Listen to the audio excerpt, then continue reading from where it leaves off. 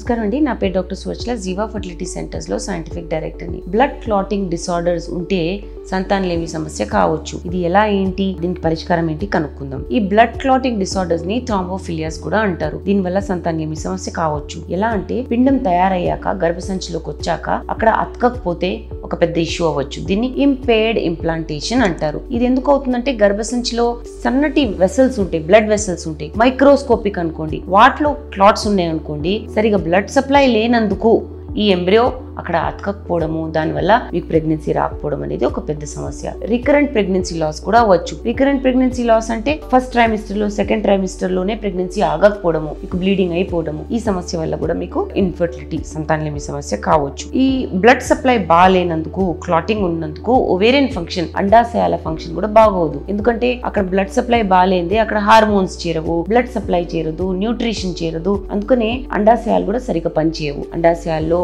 అండాల quantity అన్ని తగ్గిపోతూ ఉంటాయి. దీనివల్ల మీకు బహుశా సంతానలేమి సమస్య అవుతుంది. ART అంటే అసిస్టెడ్ రీప్రొడక్టివ్ టెక్నాలజీస్ లో IVF, IUI చేసేటప్పుడు కాంప్లికేషన్స్ కూడా రావచ్చు. మందులు ఇస్తున్నప్పుడు లేదా అండాలు బయటికి తీసేటప్పుడు కాంప్లికేషన్స్ కూడా రావచ్చు. సో కామన్ డిజీజెస్ ఏంటి, అసలు ఈ బ్లడ్ క్లాటింగ్ డిజీజెస్ లో కామన్ డిజీజెస్ ఏంటి? ఇన్హెరిటెడ్ థ్రాంబోఫిలియాస్ ఉంటే ఫ్యాక్టర్ V లైడెన్ మ్యూటేషన్, దీనివల్ల డీప్ వెయిన్ థ్రాంబోసిస్ ఇంకా మిస్క్యారేజ్ రిస్క్ అనేది ఇంక్రీజ్ అవుతుంది. నెక్స్ట్ ప్రోథ్రాంబిన్ జీన్ మ్యూటేషన్ అని, దీనివల్ల ప్రెగ్నెన్సీ లాస్, కాంప్లికేషన్స్ అయ్యే అవకాశాలు చాలా ఎక్కువ ఉంటాయి. ప్రోటీన్ C, ప్రోటీన్ S లేదా యాంటీ థ్రాంబిన్ డెఫిషియన్సీ వల్ల నార్మల్ బ్లడ్ క్లాటింగ్ రెగ్యులేషన్ కూడా దెబ్బతింటుంది అండ్ అందుకని కూడా మీకు సంతానలేమి సమస్య కావచ్చు. సో ఇవి ఇన్హెరిటెడ్ థ్రాంబోఫిలియాస్. ఇప్పుడు కొన్ని ఎక్వైర్డ్ థ్రాంబోఫిలియాస్ ఉంటాయి, అంటే పుట్టుకతో వచ్చేది కాదు, రాను రాను మీకు వచ్చే సమస్యలు. యాంటీ ఫాస్ఫోలిపిడ్ సిండ్రోమ్, ఇది ఒక ఆటో ఇమ్యూన్ కండిషన్. ఇందులో ఏంటంటే recurrent pregnancy loss, pre eclampsia,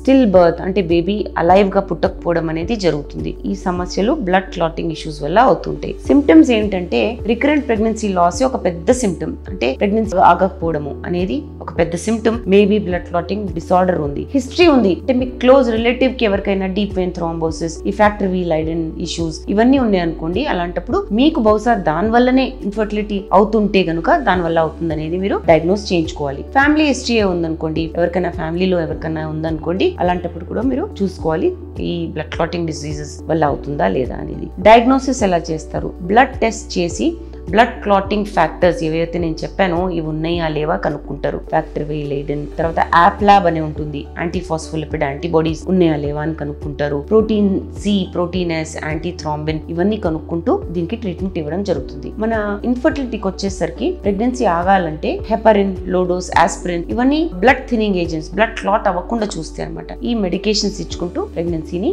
9 months దాకా ఉండేటట్టు చూస్తారు. దీని గురించి, బ్లడ్ క్లాటింగ్ డిసార్డర్స్ గురించి, లేదా మీకు బ్లడ్ క్లాటింగ్ డిసార్డర్స్ వల్ల ప్రెగ్నెన్సీస్ రావట్లేదు అనుకుంటే ఇంకా ఇన్ఫర్మేషన్ కోసం, ట్రీట్మెంట్ కోసం తప్పకుండా జీవా ఫర్టిలిటీ సెంటర్స్ కి వచ్చేయండి. చాలా థ్యాంక్స్ అండి మా వీడియోస్ చూస్తున్నందుకు. మరిన్ని ఇలాంటి ఇంట్రెస్టింగ్ వీడియోస్ కోసం మా ఛానల్ ని తప్పకుండా సబ్స్క్రైబ్ చేయండి. Thank you.